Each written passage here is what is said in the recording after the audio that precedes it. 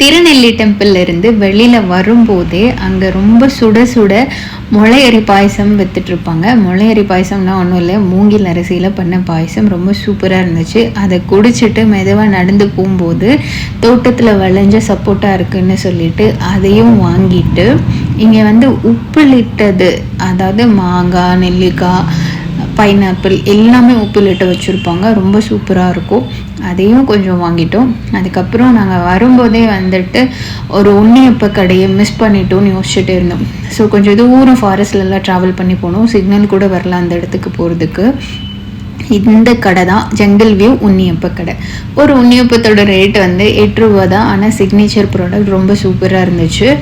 இங்கே ஹோம்மேட் ப்ராடக்ட்ஸும் இருக்குது. நாங்கள் அங்கேயே உண்ணியப்போ சாப்பிட்றதுக்கு வாங்கி சாப்பிட்டுட்டோம். இதான் அந்த கடை.